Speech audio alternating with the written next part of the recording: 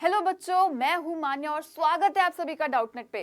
तो बेटा कैसे हो? सब बढ़िया चल रहा है लाइफ में? मौज आ रही है नहीं आ रही? वेल, क्या सीन चल रहा है?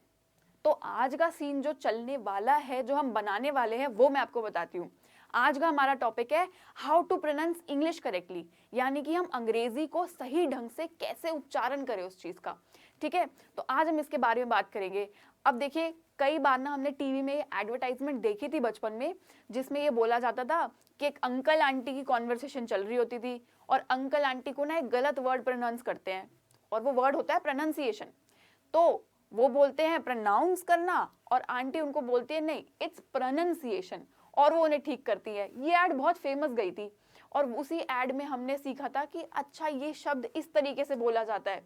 उसी तरीके से ना आज हम भी ऐसे काफी शब्द सीखेंगे सही से बोलना, और समझेंगे कि उसकी जड़ क्या होती है, कि क्यों हम शब्द सही से नहीं बोल पाते।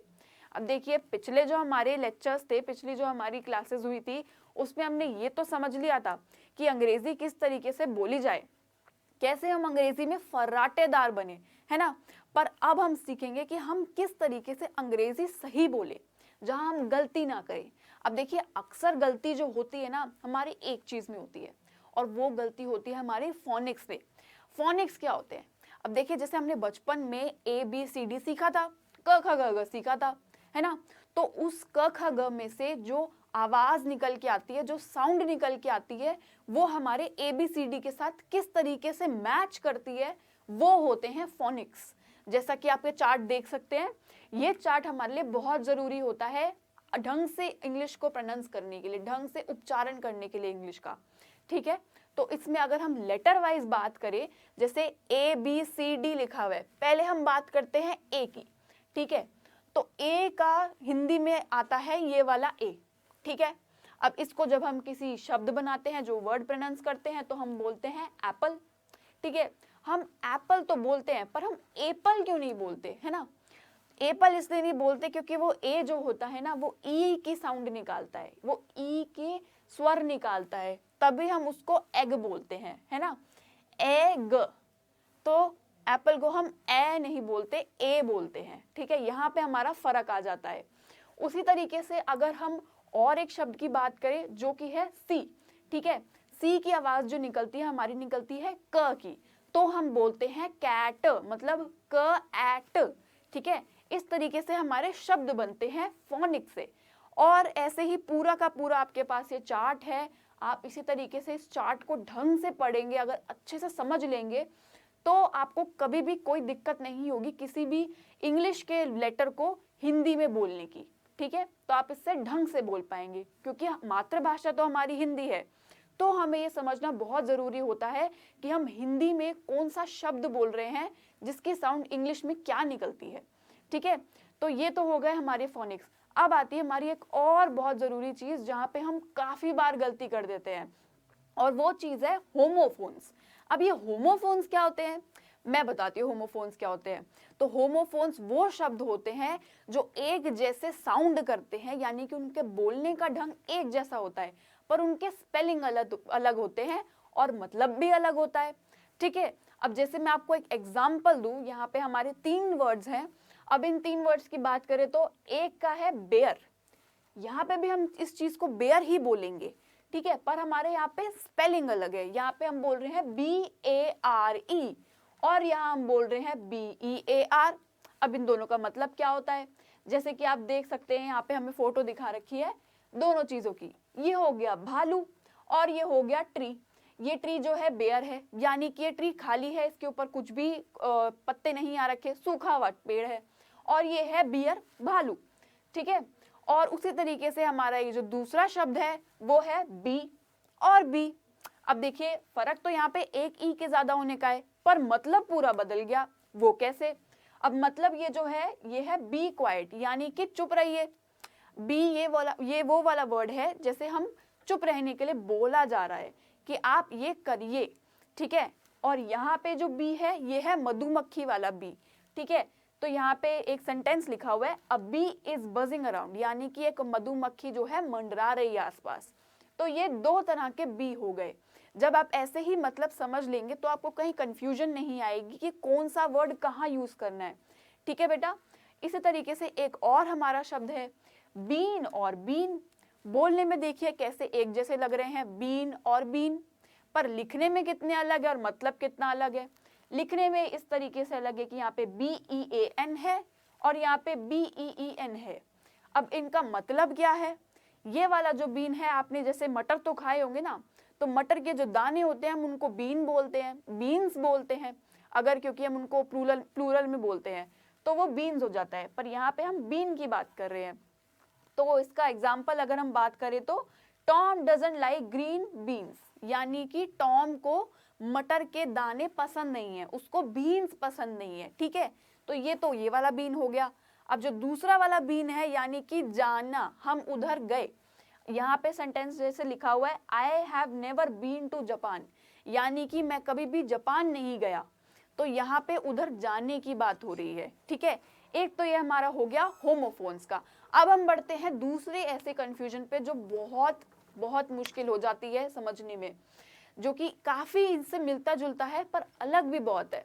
अब देखिए, जैसे हमने होमोफोन्स में समझा कि जो वर्ड होते हैं वो एक तरीके के जरूर होते हैं बोले जाने में, पर स्पेलिंग अलग होते हैं और मतलब भी अलग होता है ना। पर ये जो होमोनिम्स है, यहाँ पे ये चीज हो रही है कि स्पेलिंग भी सेम है, बस मतलब अलग है, बोला भी एक जैसे जाता है ना। तो हमें इस चीज में काफी कंफ्यूजन होती है। इस चीज के लिए हमें मतलब समझने बहुत जरूरी हो जाते हैं।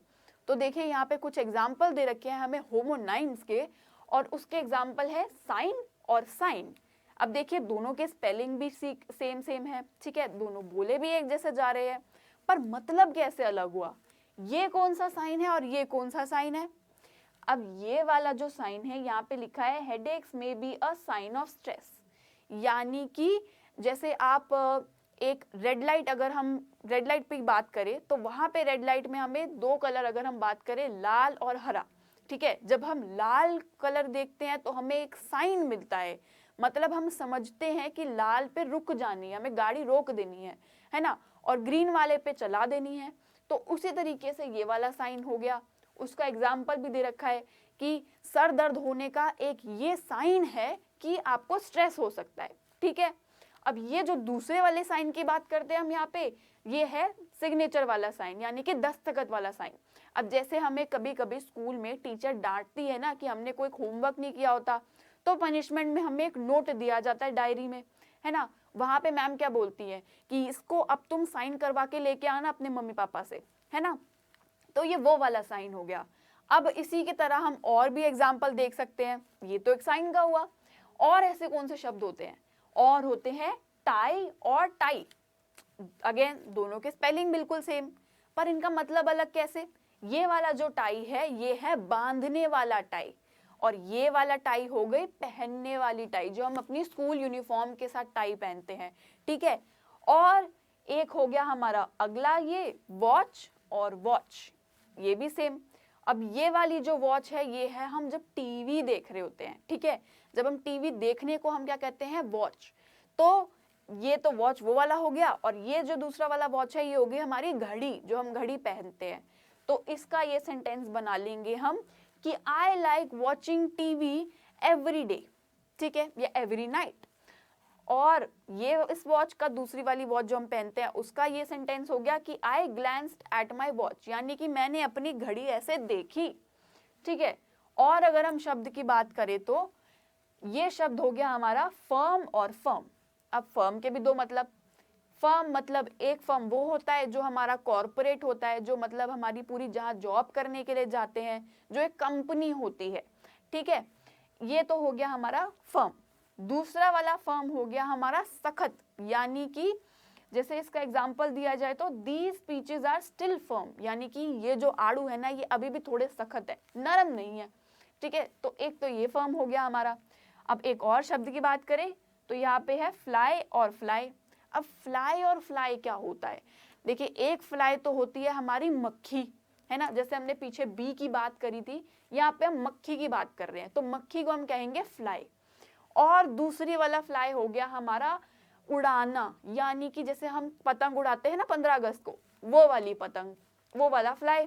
ठीक है, तो यहाँ पे एक एग्जाम्पल दे रखा है कि अ fly was buzzing against the window, यानी कि एक मक्खी जो थी ना वो घूम रही थी विंडो के पास, वो घूम रही थी खिड़की के पास, ठीक है। और दूसरा हो गया लेट्स फ्लाई अ काइट, यानी कि हम एक पतंग उड़ाते हैं, ठीक है। तो इसी तरीके से एक और शब्द है हमारे पास टीयर और टीयर। अब ये दोनों टीयर जो हैं इनके स्पेलिंग है TEAR, ठीक है।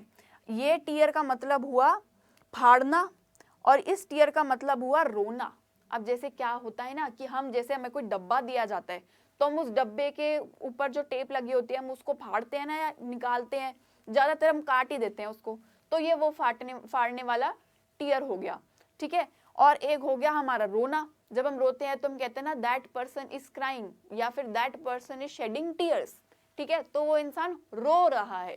तो ये तो हो गए हमारे होमोनेम्स के काफी सारे एग्जांपल्स, ठीक है। आज हमने 3 चीजें सीखी बेटा। क्या? पहली चीज हमारी कि फोनिक्स क्या होते हैं, दूसरी चीज हमारी ये कि होमोफोन्स क्या होते हैं, तीसरी चीज ये कि होमोनाइम्स क्या होते हैं। और आपको ये वीडियो अगर अच्छी लगा कि हाँ ये वीडियो से आपकी काफी मदद हुई, आपको काफी कंसेप्ट्स क्लियर हुए, तो नीचे कमेंट करिए, इस वीडियो को लाइक करिए और अपने सारे दोस्तों में इस वीडियो को शेयर करिए। साथ ही डाउटनट को सब्सक्राइब करिए ऐसी और वीडियो देखने के लिए, क्योंकि अब पढ़ना हुआ आसान।